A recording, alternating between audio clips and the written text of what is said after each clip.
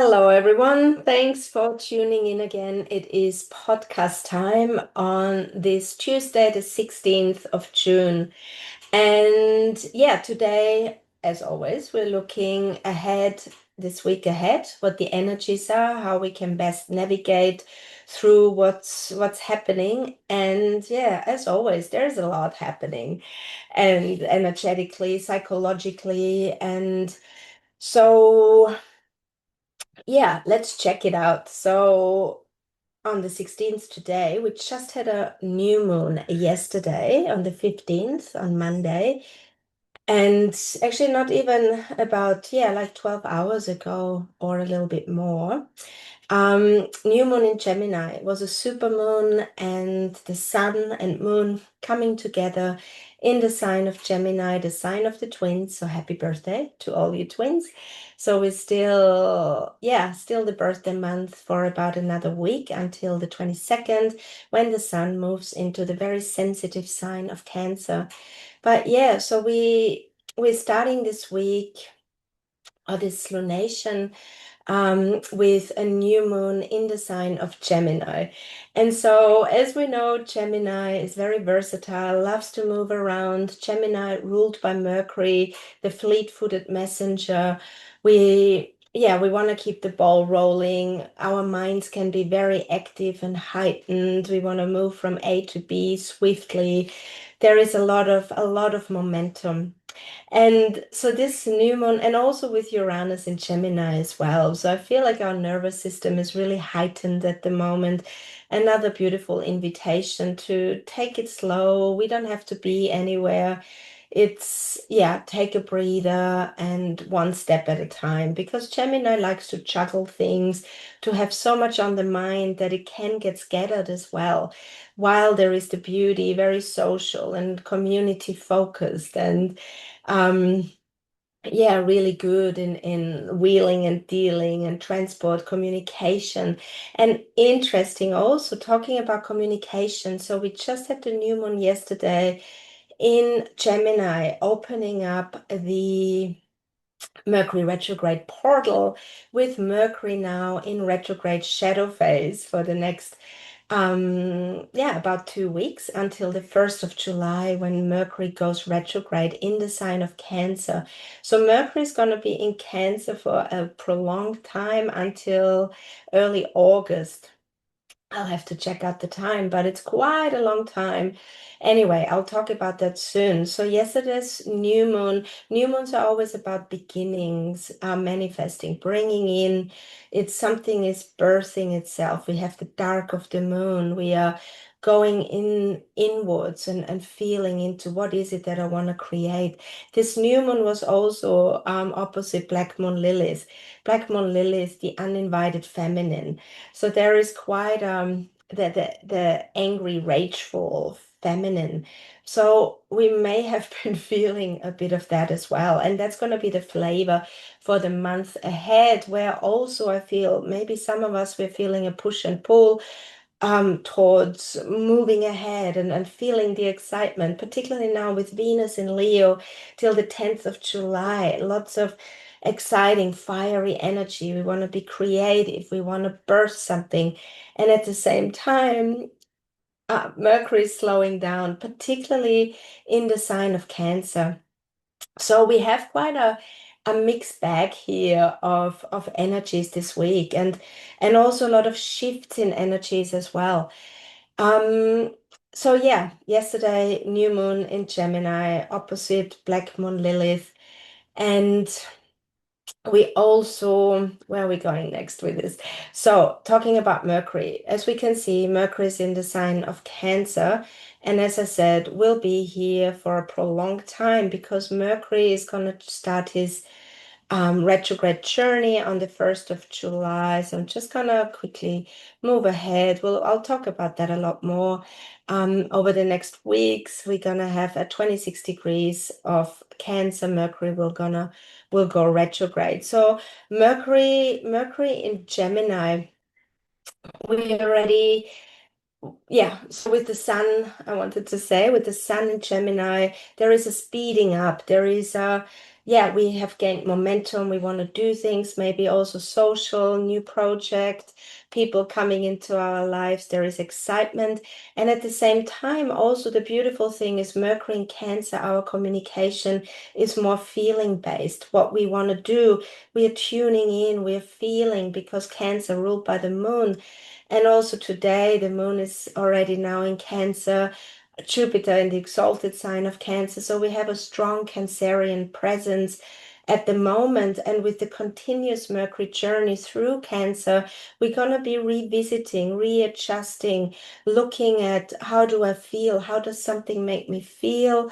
How do I trust my intuition, my inner calling? It's a very sensitive approach. Also, in regards to communications, any interactions need to be, yeah, more sensitive, more sensible, our choices of words. And as we know, Mercury retrograde, even the shadow phase is already ushering in a time of possible miscommunications, especially when communication, which mostly and so often comes from our head. How often do we allow what we say to truly come from, okay, this is how it makes me feel, and now I'm gonna say something according to my first, or that inner sense of um yeah, a sensitive responsiveness. And I think that's really required at the moment because we also have a strong Aries energy still, and Aries likes to move forwards, to push ahead, and so everything is always conspiring with us, which is beautiful. And I love that about astrology. Nothing is ever bad. Yes, there is challenges, but everything is here for us to live our greatest potential. And how can we step into our wholeness and fullness if we don't know about shadow as well? So so yeah, Mercury in retrograde shadow phase now until 1st of July, and then we have 3 weeks of Mercury retrograde in the sign of Cancer, and then at, yeah, 22nd of July, roughly, Mercury is gonna go station to go direct, and another 2 weeks where we're revisiting, readjusting. So also we can expect a time where it's really good to declutter, to prepare. It's, yes, it's, of course, we want to move ahead, we want to keep projects going, and at the same time there is also an invitation to be sensible about things, to, it's not a time to hammer along, to really, yeah, I'm gonna do this and I push it uphill, and it's not that time, and that's never a good thing anyway because we're working against nature that way. So we're gonna have those reminders, I feel, and maybe lessons around all these things, and especially if we're not used to um coming from the heart as we communicate. And who better than Venus in Leo telling us stories about the heart, the lion-hearted empress, who is now in the sign of Leo until the 10th of July. It's about the, yeah, again, the heart energy, the warmth. She's also in the sun ruled Leo. She's creative, she's playful, sexual, voluptuous. She's now allowing herself to have a bit of fun again and to, yeah, to enjoy herself in all her fullness. And Leo likes to be big and bold, likes to go for what they want. And again, there is this, we have the Cancer Leo, the water, fire, balancing act of, yes, we want to be creative. It's beautiful to be childlike, to run around. I feel like we so often we don't allow ourselves to be childlike anymore, and we can be a lot more serious. And so I feel it's a balancing act. It's divine alchemy. Whenever we're looking at water and fire, we want to alchemize, and also looking at the shadow side of trapped emotions, of pain body. So let's not be surprised if things are up for us to look at.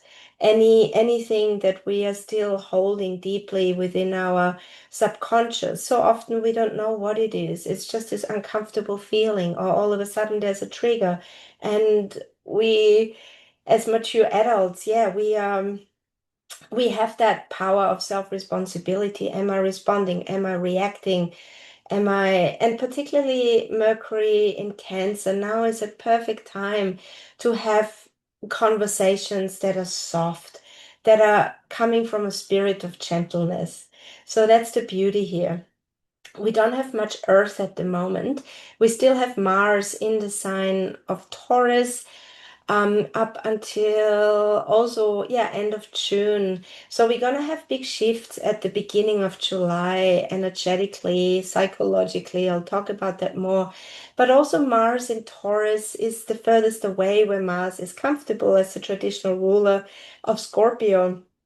So there is also the masculine, feminine, Venus now in the sun ruled sign of Leo. So there's a bit of Venus in a masculine ruled sign, Mars in the Venusian ruled sign of Taurus. So it's also a balancing act.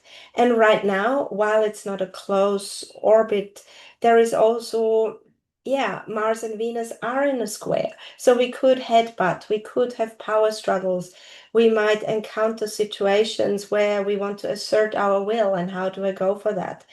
So while we have a lot of beauty and depth here, we also have challenges this week, particularly as we are moving ahead over the next couple of days, and we can already feel it. I can already feel it. And Venus is coming closer to an opposition to Pluto, Pluto in Aquarius, especially Pluto being retrograde. So we are more of an inward journey facing our shadow side, meeting the ghosts from the past, opposing Venus, goddess of beauty and love. She will also come together with the moon, as we can see here. So it's going to get very emotional, there's a beautiful feminine aspect here. And also, I feel we will feel the pain maybe around rejection, abandonment, where we feel we are not getting our needs met, our will, we want to assert. And then there's something that says, hey, look at this first, look at your obsession with this person, with this matter. Love relationships going to be very challenged over the next couple of days, and that's nothing bad. Nothing is ever bad.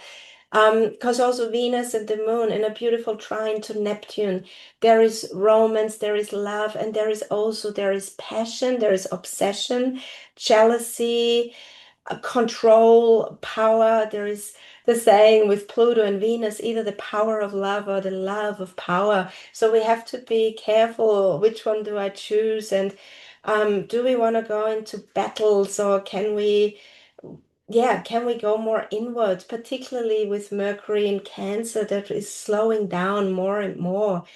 Um, so also this opposition from Pluto to Venus and the moon at 6 degrees of Aquarius and Venus at in Leo. So in my beautiful book, An Astrological Mandala by Dane Ruggia, he talks about the 6 degree point, about a masked figure performs ritualistic acts in a mysterious play. I already really like that because that already reminds me so much of Pluto. Pluto is the mysterious underworld lord who rendered himself invisible until we come to a crossroads and we meet our shadows, and Pluto reveals those ghosts. And it's usually not pretty because we're invited to face something here, something deep, something shadowy. And so he talks about rituals are binding, and often the performers wear masks, for they do not act as a human person, but as focal points for the release of transpersonal forces. So I feel maybe we can ask ourselves, where do I put on a mask? Even in my own mirror, when I look in my own mirror, where do I put on a mask? Or what parts of me are difficult to face, particularly when it comes to relationships, because there's such a mirror for us where we project, where we want the other to feel the gap of love that we didn't have as a child. And so many of us, we all are conditioned in so many ways. And so let's allow for that space for things to come up, and also look at our desire nature, our, yeah, what is it that I want? And what do I expect of the other? And is it realistic? Can I give some things mostly to myself? Or where is it coming from? And so there's a great week for to look at pain body responses, reactions, and also huge. So it's actually a really big week, excuse me. I'm still getting over a bit of a what ifs. So also this week, it's a huge shift, and for many of us, for the first time in our lives, um, we see Chiron moving into Taurus for the first time on the 20th of June, right on the yeah, right on the solstice.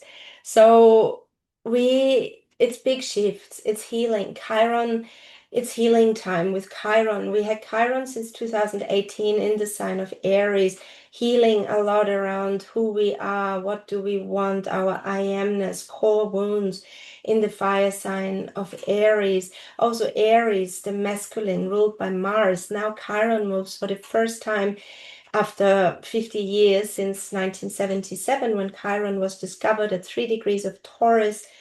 Um, yeah, about every 50 years, 49, 50 years, Chiron comes back to the discovery degree of Taurus, and that's a big deal. Also, Taurus ruled by Venus. So Venus is getting is really, really highlighted. And we're doing a lot of healing, particularly also Venus is going to be in square to Chiron, opposing Pluto. The moon, she will move into an opposition to Chiron. When is that going to happen? That's not that far away. So we also have the moon 17th, 18th, moving into a square to Chiron. So it's healing time.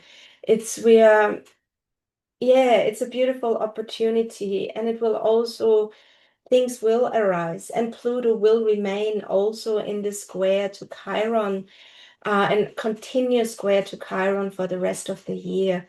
So these are big opportunities for us, and also to evolve, to transform and transmute what's no longer serving, particularly when it comes around. And it's so tricky when we're triggered and when old pain arises and we want the other to fill that gap. And yeah, that's when it gets tricky. And then of course we got the solstice this weekend, winter here in the southern hemisphere, summer in the northern hemisphere, and the sun is moving into Cancer as well. So we have a really strong Cancer energy, that softness, that slow down, the connection with the inner mother.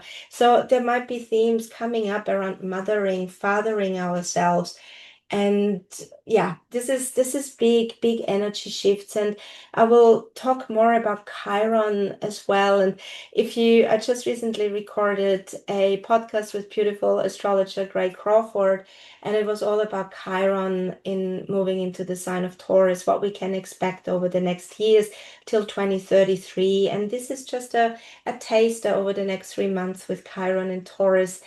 And yeah, there's a lot of embodiment that's required that we are tapping into. And also, I feel we are becoming stronger, more empowered, more fully embodied. And also, I guess it requires to do a little bit of work as well to be self-responsible, to be with presents itself rather than blaming the other, because we're really now in the Aquarian age and away from the Piscean age. It's no longer about blaming, no longer about being victim, but being empowered, powerful in the heart, and following our truth, our path of least resistance. And yeah, it's super powerful times. I love it. Anyway, thank you so much for listening. I will talk some more, yeah, next week, and we'll cover a lot more. Okay, bye for now.